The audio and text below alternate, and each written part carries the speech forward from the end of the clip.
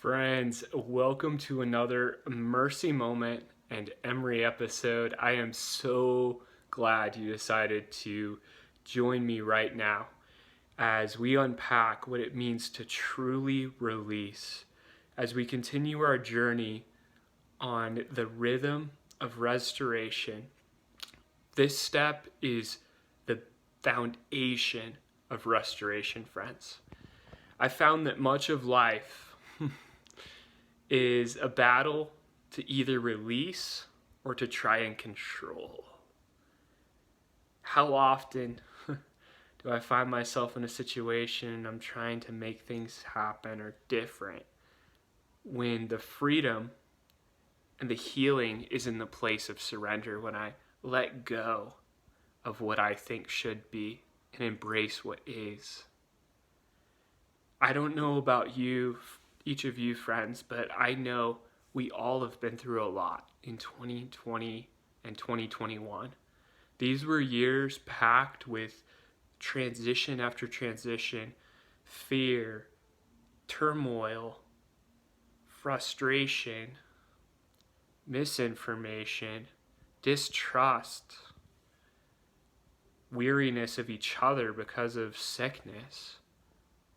Not to mention the personal things that happened in our individual lives in that course of those 2 years. Life didn't stop. I don't know about you. Each of us faced different things that were curveballs. Some of us went through divorces. Some of us went through the death of loved ones. Some of us went through the loss of jobs. You talk about crazy. But where is the rhythm of restoration founded and grounded? It's in releasing. The open hand posture. That open-handed mentality towards life. And I want to unpack it a little more. Instead of just a concept in the mind, I want it to become a reality in the heart as we share these moments together. It's not for the sake of information, but transformation. I want us to leave this time freer than when we entered it. That's the goal. And that's what Jesus desires to do, as he is the truth. And he said, you will know the truth, and the truth will set you free.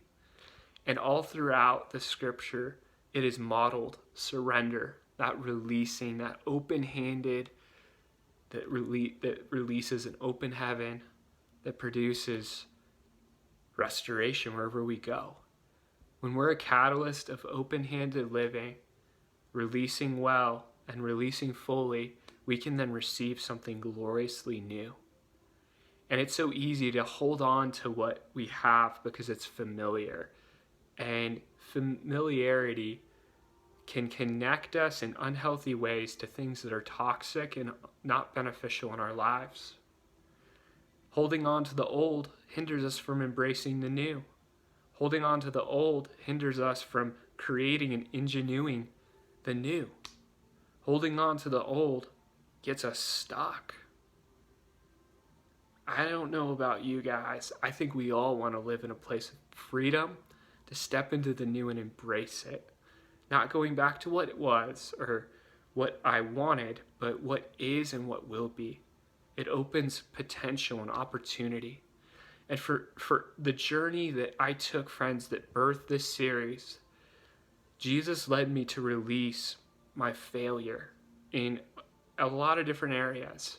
But not only failure, to release perceived failure. This was the first time I encountered this concept, and I want to entrust and deposit it to you as well today. Perceived failure. I think it's so easy to be hypercritical and to miss, no, I actually did well, but how someone else responds to it is their choice. That isn't a failure on my part. And Jesus healed me as I started laying down and releasing my perceived failure. I said, Jesus, I give that to you. Thank you for touching that, shining your light, showing me that. I release the brokenness inside of me. I release the brokenness of a divorce, God. I release the brokenness of the things that I've lost in these 2 years and in this season. God, I release my own expectations of the way I thought life should be, my own dreams, my own blueprint for life, what I thought should be. Man, friends, it was so healing. So maybe I've listed something that resonates with you, or maybe it's something else. And here's where I want to invite you to seek Jesus and ask Him, just simply ask Him, Jesus, what do I need to release? What do I need to let go of? And this powerful question is in a guided prayer meditation I listen to nightly, every night and every morning by John Eldridge called 1 Minute Pause. Get this app, friends. Get this app. Here it is. 1 Minute Pause. Seriously, revolutionary, transformational, and life-giving. Please get it.